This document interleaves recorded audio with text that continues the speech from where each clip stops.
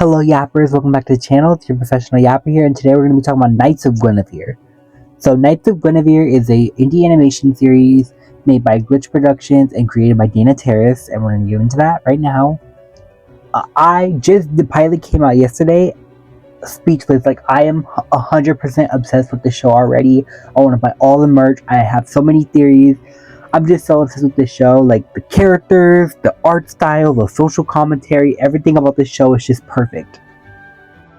So Knights of Guinevere takes place in a distant future where the whole universe is run by this corrupt corporation in a place called Park Planet, which is literally dystopian Disneyland. Literally imagine Cyberpunk and Disneyland. If Cyberpunk and Disneyland had a baby, it would be Park Planet. And two friends down on their luck discover something that changes their lives forever. So to get into a little bit of the background behind Knights of Guinevere. So Knights of Guinevere is created by this woman, Dana Terrace.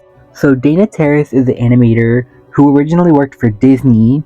She worked on Gravity Falls and her own little show, you might have heard of it, The Owl House, which is one of the best animated shows I've ever seen, and I'm so mad that Disney cut it short. So The Owl House was cut short because it quote-unquote didn't fit their brand, and they are literally making a ripoff to it next year. And after that happened, Dana Terrace left the company of Disney and decided to work with Glitch Productions to make her new show, Knights of Guinevere. And right off the bat, you could tell that Dana had way more creative freedom on this show than The Owl House because she was not shackled by the confines of Disney. Like The Owl House had some unsettling images, but this went full gore and body horror, and I am so excited for the rest of the show because this is literally what I've been wanting for adult animation for a while. I am tired of everything. I feel like every single adult animated show has to be like a slapstick comedy like Family Guy, South Park, or Big Mouth. Like I want more serious and mature stories like this. Like I have been wanting a more darker, serious show, like in the tone of Amphibia, Owl House, Gravity Falls, with a darker, mature theme, and this is it. Like I'm so super excited for the rest of Knights of Guinevere. And today I'm just gonna break down the episode with some screenshots I took, and I'm going to give some of my theories and analysis on the episode. So yeah, let's get straight into it.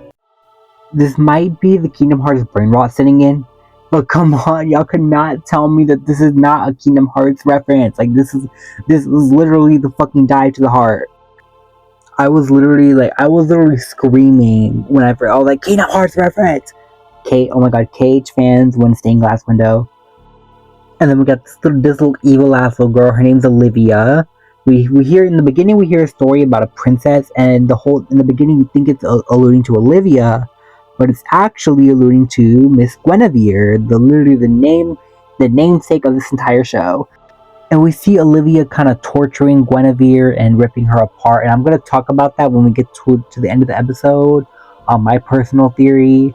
But yeah, Olivia is a little psycho. And then we see Park Planet, and it looks a little familiar, don't it? And yeah, we're going to get into the Disney and the social commentary of it all in a minute. Let's put a pin on that for right now. This man also looks familiar. I know. Also, I thought about this theory. Y'all know those like that old ass conspiracy theories about Walt Disney's frozen head and all of that? I need a reference to that in this show. Like I just need some type of reference. Cause at first I thought that weird sun thing, that sun monster thing was supposed to be the dad, but I guess it's not. We don't know yet. It's only episode 1. And I'm already on the Olivia hate train because she's fucking crazy. She pulled out Guinevere's guts or whatever it is, and pulled her across the room, and Guinevere ends up jumping off the Park Planet thing and falling. But also, if Guinevere's an android, why would she have blood and guts? And I know a lot of people have been making the theory that Guinevere is supposed to resemble Olivia's mother, who is implied to have passed away. And I think that might have something to do with the past that the dad was bringing up to Olivia. And I think this whole blue blood thing is really going to come into play later. And I don't think Olivia was fixing her. I think Olivia was fucking torturing her, because the way she literally just pulling out her fucking guts like this little girl is crazy. But a pretty popular fan theory is that Olivia's hatred of Guinevere is coming from the fact that she knows Guinevere is meant to be a replacement for her mother, but she knows that, but she knows Guinevere is not real, if that makes sense. But I also have a little personal theory that Guinevere is somehow, or at least this version of Guinevere is Olivia's mother, or has Olivia's mother's consciousness somehow. I don't know, because she just seems way too human compared to the Guinevere that we see later on in the episode. And I wonder what Guinevere did to make basically the whole planet hate this company. And I have a theory. I think basically there's something called blue lung disease. One of the main characters, Andy, has it, and a random side character dude has it, and I'm gonna talk about it when we get to Andy and Frankie. But I think Guinevere falling into the surface is what caused the blue lung disease, and I'm gonna elaborate on that later. Also, I thought this was like a little pretty good commentary, because I'm gonna talk about it later, but like Disney is obviously a very shitty company. They value shareholders over their creatives.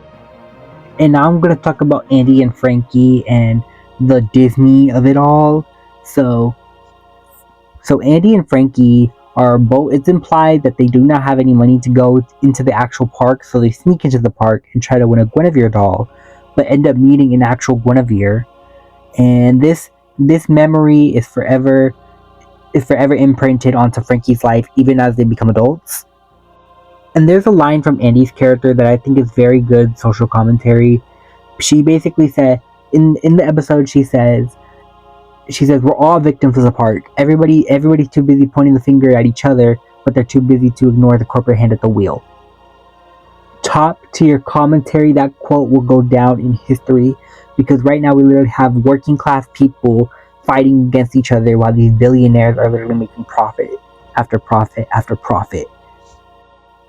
And you know, something I found really relatable and interesting with Frankie's character is that even though she is basically living the worst of her life, working a bunch of jobs just to survive, she still has that childlike sense of wonder and whimsy to her. And I really relate to that as somebody who has recently entered their 20s, entered the workforce, trying to become an adult, but still wants to be a creative. Like, I really want to be a content creator. I want to make this shit my full-time career, and I'm trying hard to do that. But you know, I also need money and I need to live, and it's hard, especially in the content creation industry. And I just love making things, and I really resonated with Frankie's character. Also, back to the Guinevere thing. So in this world, it's basically all common knowledge that Park Planet is a shitty company responsible for basically polluting the whole planet and making the poor people's lives miserable. The rich poisoning the poor. Frankie, who is a poor person in this universe, still has that idolization, and she looks up to the park, and she just has so much adoration for the park. And that's literally how I used to feel about Disney, because obviously it's no secret that Disney is a shitty company. They do not value their creatives, and they've made a lot of very bad business decisions. They are literally being boycotted right now for reasons I won't talk about. But yeah, one of my favorite things in the whole wide world is literally a Disney video game. And just, I guess, growing up, because I have been interested in the behind the scenes of the entertainment industry since I was 14, 15, middle school, high school. I would always look up box office numbers and stuff like that. I was just a weird little autistic boy. But yeah, I think growing up and seeing how harsh the creative and the entertainment industry really is, it just shattered my dreams a little bit. And even with Dana, look what Disney did to her. She worked on this show for years. She's been working with them on other shows for years, and they threw it away because it quote unquote didn't fit their brand, fit their standards, while having an established fan base. They played Dana, and I'm so happy that she was able to channel that anger and frustration into this amazing new project that she has full creative control over. And something I found really interesting and some really good commentary about Andy's character is it really makes you question how how complacent are you in the system if you're working for the system? Like, people who work for these big corporations who are taking our money and hurting the environment and doing all of these bad things to us. Like, like how complicit are you in that if you're working for the very system that is designed to hurt you? And I think that's very good, interesting commentary. But I also get Andy's point of view. Like, people need money, people need a job, like people need a roof over their head, and that is very hard in this economy right now. And I really love Frankie's character because I feel like she represents the idea of dreaming and wanting more and wanting to follow your dreams, but having to basically wake up and live in reality. Because for all I've wanted since my childhood, or not my childhood, since like middle school and high school, was to be like a writer. I don't know, I just really wanted to be a writer. And like after I graduated high school and life hit, I realized that wasn't realistic. I needed a job, I needed to go to work, I needed to make money and do this and this and that. And yeah, I feel like that's the case for a lot of people. And this show was really, I don't know, this show moved me emotionally, like watching this pilot. But I'm just really happy that I have this channel as like my emotional and creative outlet, because I generally love like all of the content that I make. Like, I put so much effort and time into my ideas, like to make content that I like, that I love, about stuff that I like talking about. Okay, now back to the actual show. So it's clear that Girlie has some type of childhood trauma. This is adult Olivia, and she's still obsessed with Guinevere, and she's clearly gone insane. She clearly has some childhood trauma. She's eating nothing but candy, surrounded by childlike things, and she's not even surrounded by humans. She's surrounded by robots. Like, literally, she's isolated herself. She's going crazy, and you see the little picture on the back.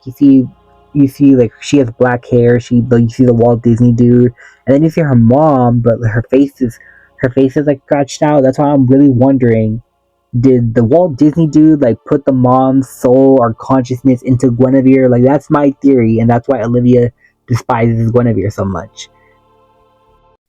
And then we see adult Olivia hooked up to machines, and we see the Kingdom Hearts ass stained glass window, along with these two monsters that kind of look like they got pulled out of Gravity Falls. Now I'm wondering, is Frankie crazy? Because she's hallucinating these little creatures, and is it a product of the park? Is she getting sick from all the fumes, or is she just crazy?